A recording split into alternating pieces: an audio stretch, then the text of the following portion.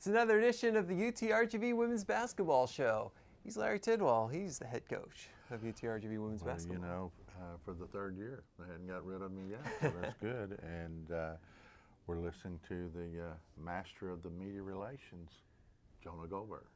Well, you know, you got your team off to another strong start. You're 8-7 right now at the end of non-conference play. That ties for the best 15-game start in program history. I feel like a broken record because we talked about that every week last year about tying and breaking records, but you're doing it again. So what do you say about your team at the end of non-conference play?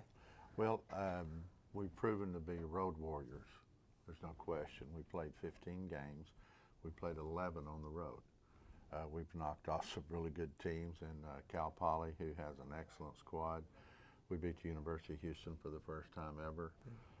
We've got past the Southland Conference Incarnate Word, and we've also, you know, American Athletic Conferences where the University of Houston is, and then we go and we beat a team out of the Big West Conference, and then we played at home. We've had 3 home games. We won all 3, and we've knocked off TLC, Concordia, and Evangel out of Missouri. TLC is a favorite to win their league, and then Concordia is right there behind them. So we played a really tough schedule. We've been at TCU, we've been at Kansas State, we've been at Oklahoma State, we've been at Syracuse. Syracuse spanked us, and you know, and that's part of it. We weren't exactly at full strength for Syracuse, but that's okay, no excuses. But Syracuse yesterday on TV just beat Duke 36 to be exact, and Duke was ranked number 11. So, you know, we played a tough schedule, and we relish playing a tough schedule, and we're coming out with an 8-7 record. And if I could have known that going in, I probably would have taken those odds because the schedule is so tough. And our NCAA RPI ranking of this morning is 177. Of course, the best so far in program history. So we're getting some things done, but the thing that's really exciting is we've got conference coming up. We open up Thursday with Grand Canyon, Saturday Utah Valley State. Both games are 7 p.m. and that's what our kids are really getting excited about, is getting conference started. How long have you been thinking about conference play and your opponents? When the last shot went in against New Mexico last year.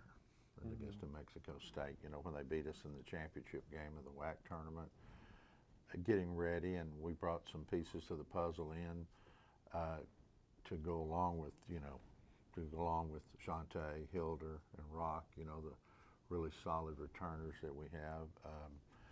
And we brought some pieces in the puzzle, and it's good to see other people that were on the team stepping up, like a Laura Van Tilburg, you know, is really stepping up to help this team. And we're just moving forward and trying to progress and getting better each and every day.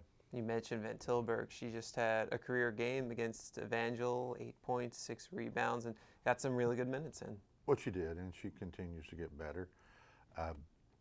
We've been hit with the injury bug some, but again, no excuses. Everybody does it. You know, Mary Savoy has now missed, I think, 3 games in a row. Lile Havili has been released.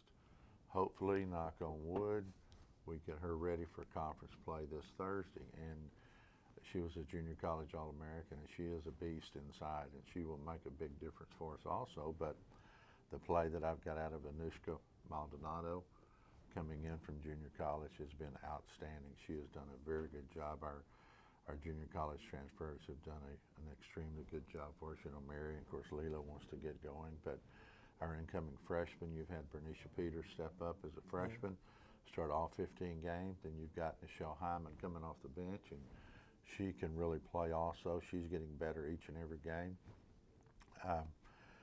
Angie Villarreal from Weslaco stepping up. Sika Kuzik from Romania. Idil Turk from Turkey, of all things, you know. And we've got a lot of pieces to the puzzle, you know. Micheline Mercelita, nursing a bad hand, and we're trying to get her healthy again. But we have a lot of pieces to the puzzle that people are stepping up and adding to, and we're happy with where we're headed.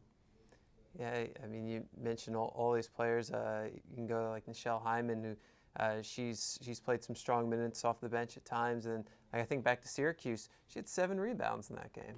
She did, and she's done a lot of things. She really hit some big shots against Houston for us. When we beat Houston on the road, that was a good win for our program. When you beat an American Athletic Conference, the same conference that UConn, South Florida, those people are in, and you beat a team out of that conference, that's awful special. And so we're gonna we're gonna continue to see good things out of her because she does lock in and she focuses pretty well. And again, her and Peters both have been a welcome addition to this team. When you think back to some of your non-conference games, one of them, Santa Barbara, that's the team you beat out there in the West. They beat CSU Bakersfield. They played Seattle as well. So do you use them, since there's so many common opponents with the WAC, as kind of a measuring stick to figure out where you might be in the conference? Well, things change so much week to week, injury-wise, things along that line. You just gauge it one game at a time. But yeah, it's a good measuring stick, to let us know where we're at. Santa Barbara beat Cal State Bakersfield at their place by 2. We beat them by 2, so you can imagine how close those games are. And but it's good to see us continue to grow as a team. That's what's been really good. We went to Syracuse, got spanked. That's nothing indicative of our team, of what we stand for. It's one of those days, sometimes it rains and then some days it pours. Yeah. And so, but then they come back and, like I said, beat Duke 36, so there you go. And Duke was ranked number 11 in the nation. It's just one of those deals where sometimes you hit teams that are really hot and we couldn't hit anything, then we get our confidence down a little bit. But with the leadership I have with Jonte Goff, with Rock, Raquel Preston, Hilda, Carson's daughter, and then Anushka leading and doing the things they need to do, we'll be fine, and we'll bounce back, and we'll be ready for league play Thursday night, 7 o'clock at the Fieldhouse against Grand Canyon. And we need a big crowd here. There's no question. We need a huge crowd, and we need to make this something special of people coming into the Fieldhouse. Currently, in our 3rd year, we're 25-6 at the Fieldhouse, and that's a home court advantage that we've got to keep. That's a pretty good record right there. And, it makes it difficult for people to come in. And, Grand Canyon is your first WAC opponent. They came in here, and that's one of those 5 right there. That's one of those 6, yes. Well, it sure is. Yeah, they beat us last year. Matter of fact, they double-dipped us last year. They beat us out there also. And we were on a pretty good roll when they beat us out there, because if we would have won that game, they would have come and played New Mexico State playing for first place. Yeah. That would have been very exciting. But, it is what it is. Sometimes the ball goes in, sometimes it doesn't. Sometimes the rebounds don't go your way. But, you just got to keep battling. It's a grind, and you've got to bring it every day. It can't be every other day. It can't be 2 days and 1 day. You've got to bring it every day. That's what we got to get better at. They were one of only 2 teams in the WAC you didn't get a win against, and the champs, New Mexico State. So have you been thinking about Grand Canyon a little longer and harder going into this? It's Trent Mays is a coach here, great friend, great coach, and he does a really good job. He does a lot of good things with his offense, with his defense, and it's a little bit of a chess match. And again, it gets down to who makes shots. And they had a kid last year, the Tashard kid, who made like 5 threes, and going into the game, she'd made 1 the whole season. Yeah. And so, sometimes it is what it is, and you just got to make adjustments. And we'll continue to try to do that.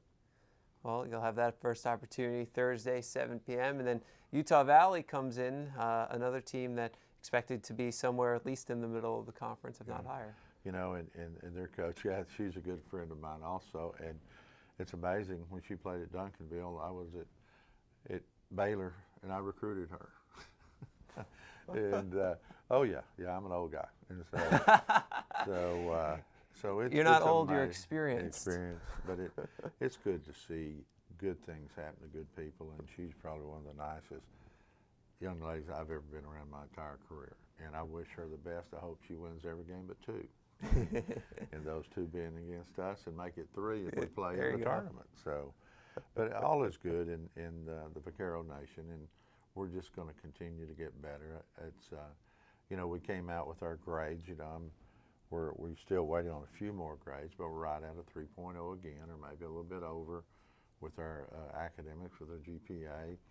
We graduated Sherelle Price, and we graduated Tanisha Walker at midterm. That's awesome. And so we're very happy with that, because having those kids walk across the stage, and I didn't get to see them walk across the stage, we're in Houston playing, but as they walk across the stage, that's just as important as beating a Texas or a Texas A&M or a New Mexico State. That's what it's all about, to see those kids walk across the stage. So what's next for Price and Walker?